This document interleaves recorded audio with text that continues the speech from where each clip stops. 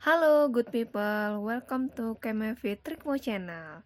Kali ini kita akan membahas satu topik yang sangat menarik nih good people.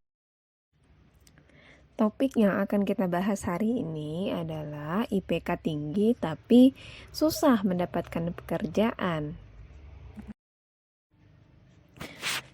Sebenarnya dengan memiliki IPK yang tinggi, kamu memiliki keuntungan loh good people dibanding pelamar kerja yang lain. Seperti kamu akan lolos seleksi CV di tahap awal. Karena pada umumnya perusahaan menerapkan syarat minimal IPK untuk lowongan pekerjaan. Tetapi IPK yang tinggi bukanlah segalanya dalam melamar pekerjaan ya good people. Banyak pertimbangan lain bagi perusahaan dalam menilai pelamar pekerja seperti soft skill, pengalaman organisasi, pengalaman kerja, magang, proyek, dan lain-lain. Good people, dengan IPK yang tinggi, kamu dapat dengan bangga menuliskan IPK kamu di bagian CV. Bisa diletakkan di baris paling atas dengan ukuran font yang lebih besar dan ditebalkan. Akan tetapi, pada akhirnya IPK hanyalah satu bagian kecil dari sebuah CV. Perusahaan akan lebih tertarik dan menghabiskan lebih banyak waktu untuk membaca CV pada bagian pengalaman, prestasi, dan skill yang kamu miliki ketika membaca dan menyeleksi bagian CV tersebut. Berikut ada beberapa tips yang bisa good people pelajari ketika akan mendapatkan pekerjaan dengan cepat. Yang pertama, di bagian CV.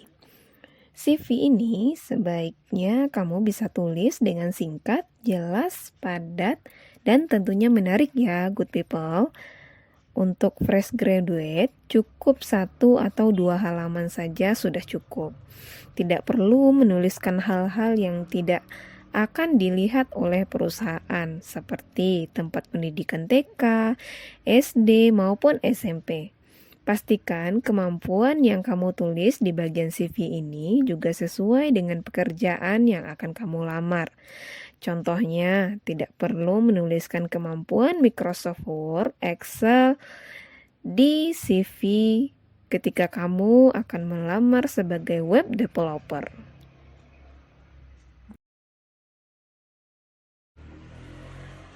Yang kedua, yaitunya realistis. Good people, memiliki IPK yang tinggi tidak berarti otomatis kamu berhak mendapatkan gaji lebih dibanding dengan kolega dengan IPK yang lebih rendah. Jangan meminta gaji yang tidak tanggung-tanggung dan tidak terbuka untuk bernegosiasi. Lakukan riset saat melamar pekerjaan agar permintaan gaji kamu sesuai dengan standar pasar untuk posisi yang kamu lamar ya. Yang ketiga, perhatikan bagian attitude.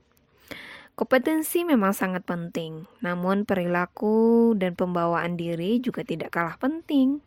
Saat melamar pekerjaan, perusahaan masih belum banyak mengetahui tentang kamu.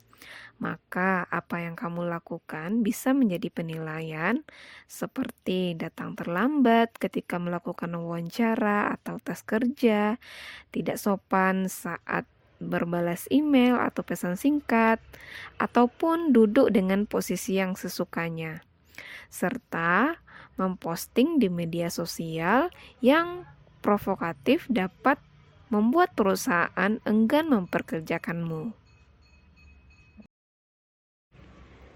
Bagian terakhir yang mesti kita perhatikan adalah mengasah skill yang kita punya.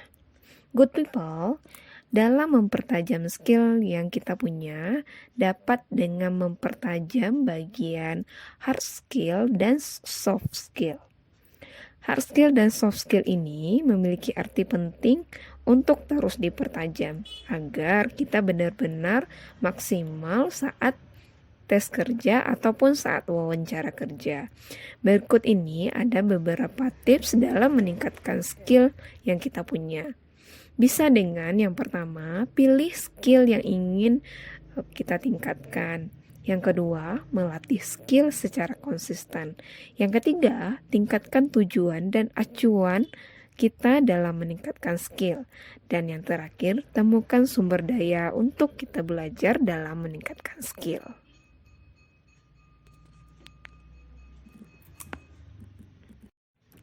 Oke, good people, dari beberapa tips yang dipaparkan tadi, semoga bermanfaat ya bagi good people yang ingin melamar